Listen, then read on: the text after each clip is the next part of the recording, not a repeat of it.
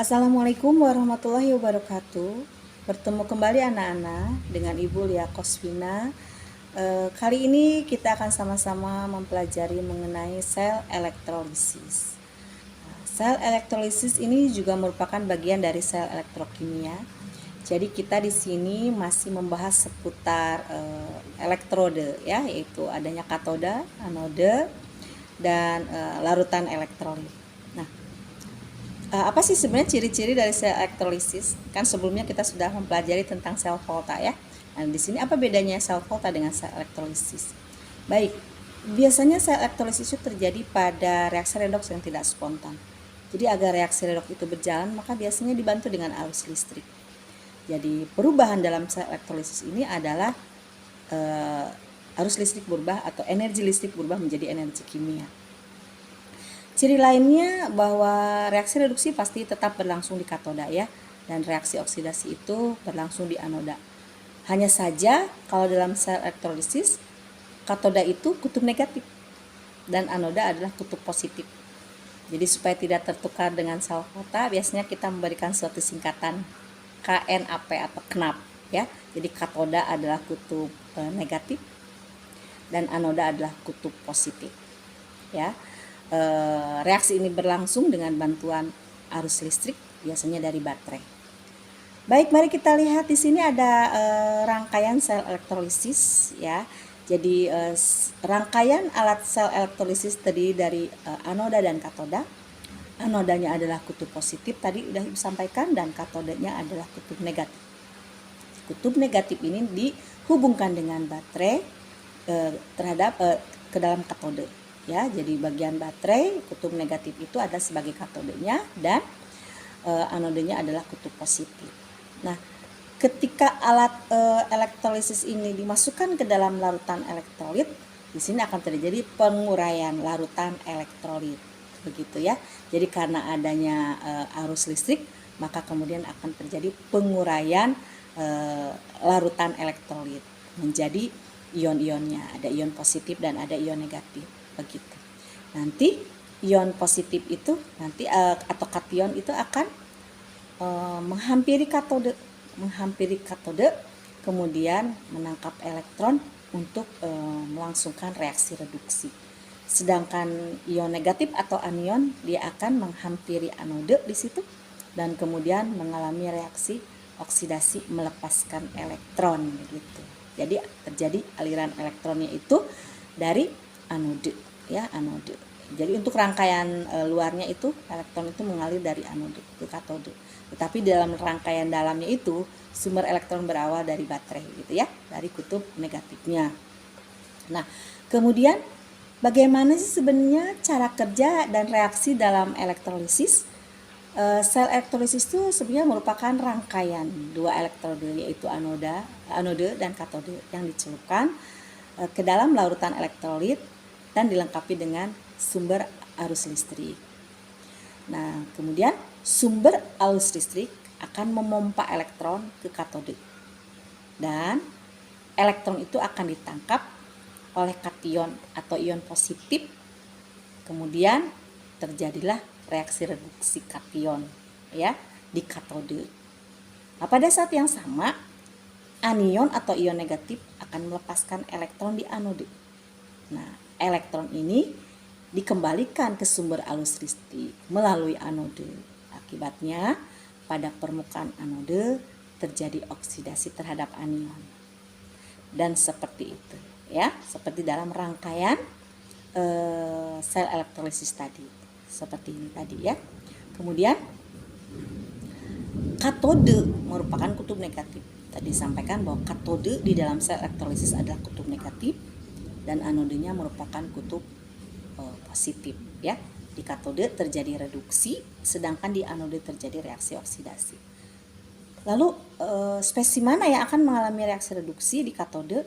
Itu tentunya adalah spesies yang mempunyai potensial elektrode lebih positif atau lebih besar ya. Sementara spesies yang mengalami oksidasi adalah di anode adalah spesies yang mempunyai potensial elektrode lebih negatif. Seperti itu. Jadi nanti ketika rangkaian arus listrik itu dicelupkan ya ke dalam larutan elektrolit, maka akan terjadi kompetisi di situ. Ya, spesimen mana nanti yang akan tereduksi dan spesimen mana yang akan mengalami oksidasi. Itu sangat dipengaruhi oleh potensial elektrolitnya. Semakin lebih positif maka semakin mudah mengalami reduksi, dan semakin negatif semakin mudah mengalami reaksi oksidasi. Nah, kemudian kita akan melihat bahwa skema reaksi yang terjadi pada elektrolisis ini sangat dipengaruhi atau tergantung pada jenis kation dan anionnya, begitu. Jadi bukan hanya tergantung pada jenis kation dan anion, juga sangat dipengaruhi oleh jenis anodenya. Anode ya, tempat berlangsungnya oksidasi. Baik, di kesempatan ini kita akan membicarakan mengenai anode yang iner saja dulu ya, anode yang tidak ikut bereaksi dalam reaksi elektrolisis. Jadi di sini yang mengalami reaksi elektrolisis adalah kation yang berasal dari kation dan anionnya saja. Kita sekarang tidak membicarakan dulu tentang anode yang aktif. Jadi kita hanya berbicara mengenai anode yang iner, dengan harapan di sini bahwa anode tidak akan ikut bereaksi. Jadi yang kita perhatikan di sini adalah mana-mana yang akan mengalami reaksi reduksi, gitu ya. Reduksi kation mana yang akan mengalami reaksi reduksi, atau spesi mana yang mengalami reduksi, dan spesi mana yang akan mengalami reaksi oksidasi di anode. Baik, kalau misalnya di dalam larutan itu kita menemukan adanya suatu kation yang logam berasal dari logam aktif, misalnya golongan 1A, 2A, Al ataupun Mn, itu tidak akan reduksi karena potensial reduksinya negatif atau potensial reduksinya kecil. Maka yang justru akan tereduksi itu adalah air. Ya. Sekali lagi. Jadi kalau alat uji elektrolisis itu kemudian kita celupkan, kalau rangkaian sel elektrolisis itu kita celupkan ke dalam larutan elektrolit, di dalamnya ada kation yang berasal dari logam aktif golongan 1A, 2A, Al ataupun Mn, maka mereka tidak akan tereduksi karena potensial reduksinya kecil. Yang tereduksi adalah air, begitu ya. Jadi kompetisi di situ. Nah, ketika air tereduksi maka hasilnya adalah hidrogen dan OH- atau suasananya basah. Itu reaksi yang terjadi di katode, begitu ya. Baik. Tetapi kalau kationnya itu bukan berasal dari logam aktif golongan 1A, 2A, Al ataupun Mn, maka mereka justru yang akan tereduksi, atau kation-kation itu ya. Jadi kation lain akan tereduksi selain daripada kation yang berasal dari golongan 1A, 2A, Al dan Mn. Baik. Kemudian reaksi yang terjadi di anode itu siapa gitu. Yang di anode itu kan tadi mengalami reaksi oksidasi kan ya. Maka yang akan menghampiri anode itu adalah tentunya anion ya. Lalu anion mana nih nanti yang akan mengalami reaksi oksidasi? Itu juga akan terjadi kompetisi ya, anion itu dengan air. Dan kan tadi kita bicara tentang larutan elektrolit ya, masih ada air di dalamnya. Nah, kemudian ketika anion atau ion negatifnya itu adalah sisa asam oksi, atau kita katakan anion yang banyak mengandung oksigen, dia tidak akan teroksidasi ya, karena potensialnya kecil. Maka yang akan teroksidasi adalah air. Diulang ya, diulang. Ketika anion, ion sisa asam oksi, jadi anionnya atau ion negatifnya adalah ion sisa asam oksi, dia tidak akan teroksidasi. Yang teroksidasi adalah air. Oksidasi air menghasilkan gas oksigen dan suasananya adalah asam. Nah, kita sedang berbicara mengenai anodenya yang iner ya. Tetapi kalau misalnya ion negatif atau anionnya adalah bukan ion sisa asam oksi, dia malah justru akan yang teroksidasi karena potensial oksidasinya besar atau mampu mengalami reaksi oksidasi. Diulang, bahwa yang mengalami oksidasi adalah ion negatif di luar dari ion sisa asam oksi. Itu kalau anodenya itu ada anode yang iner. Tetapi kalau anodenya itu tidak iner, di luar daripada PT, AU dan C ya, platina, emas dan karbon, di luar daripada itu jika anodenya adalah tidak iner, maka justru anodenya akan mengalami reaksi oksidasi ya. Baik, kita akan lihat contohnya di sini bagaimana ketika kita akan mengelektrolisis larutan NaCl menggunakan rangkaian arus listrik ya. Jadi ketika rangkaian arus listrik itu kemudian dicelupkan ke dalam larutan NaCl ya, maka kemudian akan terjadi ionisasi NaCl menjadi ion positif Na, ion negatif Cl. Nah, di dalamnya juga ada air tentunya ya, kalau itu adalah larutan NaCl. Nah, maka yang akan tereduksi di katoda itu adalah air, bukan ion positif Na. Sekali lagi, ion positif itu kan tentunya dia akan bergerak ke katoda untuk mengalami reaksi reduksi, karena katoda adalah kutub negatif. Maka justru ion positif itu tidak akan tereduksi. Kenapa? Karena ion Na ini berasal dari golongan 1A atau ion logam yang aktif.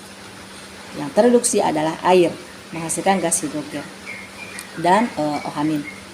Sedangkan di anode terjadi reaksi oksidasi ion Cl. Gitu, ya.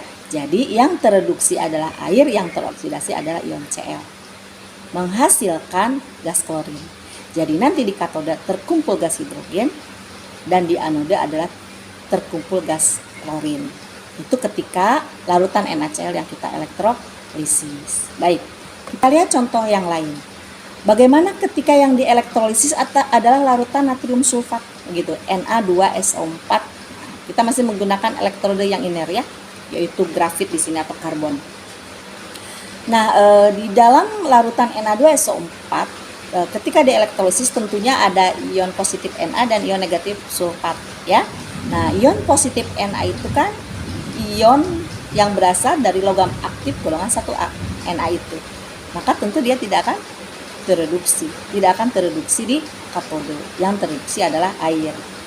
Begitupun dengan ion sulfat, SO4 2-. Ion sulfat itu adalah anion sisa asam oksi.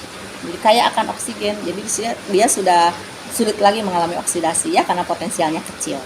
Maka kalau larutan Na2SO4 dielektrolisis, ion Na-nya tidak tereduksi. Yang tereduksi itu air, karena ion Na berasal dari golongan aktif 1A. Dan ion sulfatnya juga tidak akan teroksidasi, karena potensial oksidasinya kecil ya. Jadi malah yang teroksidasinya air, yang tereduksinya juga air. Sehingga nanti di katoda terkumpul gas hidrogen, di anoda terkumpul gas oksigen. Baik, kita ambil lagi contoh yang lain ya. Di sini larutan Ki, kalium iodida dengan elektroda yang inert yaitu karbon juga. Nah, di dalam larutan ketika Ki ini akan mengalami ionisasi ya, akan mengalami ionisasi menjadi ion positif kalium dan ion negatif ya, iodium. Nah, juga tentunya ada air. Baik, ion positif kalium itu tidak akan tereduksi di katoda ya, jadi dia berlari ke katoda tapi kalah oleh air. Jadi yang berkompetisi dengan air, maka justru air yang akan tereduksi karena potensial reduksi dari kalium kecil ya, kalah dengan air. Jadi air yang akan tereduksi menghasilkan gas hidrogen. Sementara ion negatifnya atau anion iminnya, anionnya mengalami reaksi oksidasi. Dia berubah menjadi I2 karena potensialnya besar, potensial oksidasinya besar, jadi dia mengalami reaksi oksidasi. Jadi di sini elektrolisis larutan kalium iodida dengan elektroda grafit, di katode kita menghasilkan atau kita mendapati adanya gas hidrogen, dan di anodenya kita menghasilkan atau terkumpul iodium ya. Baik, satu lagi contoh elektrolisis larutan CuCl2, tembaga klorida. Nah, di dalamnya tentunya ada ion Cu, ion tembaga, dan ion klorida ya, ion Cl. Nah, ion Cu akan tereduksi di katoda karena ion Cu bukanlah ion aktif golongan 1A, 2A, Al atau Mn. Jadi ion Cu akan tereduksi membentuk atau menjadi logam Cu, dan anion Cl atau ion Cl akan teroksidasi di anoda menghasilkan gas klorin. Jadi kalau kita mengelektrolisis larutan CuCl2 dengan elektroda karbon, maka di katoda terkumpul logam tembaga dan di anoda terkumpul gas klorin. Itu diantaranya beberapa contoh reaksi-reaksi elektrolisis dengan menggunakan elektrode iner ya. Salah satu manfaat diantaranya manfaat dari elektrolisis tentunya adalah kita bisa memisahkan unsur dari senyawanya gitu ya, atau kita juga bisa memanfaatkan elektrolisis itu untuk memurnikan zat.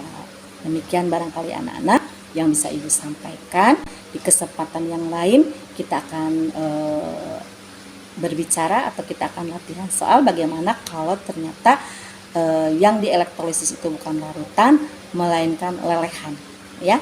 Dan juga kita akan latihan bagaimana kalau yang di elektrolisis itu lelehan dan anodanya yang aktif, ya. Baik, demikian dulu barangkali perjumpaan kita kali ini. Mohon maaf atas segala kekurangannya.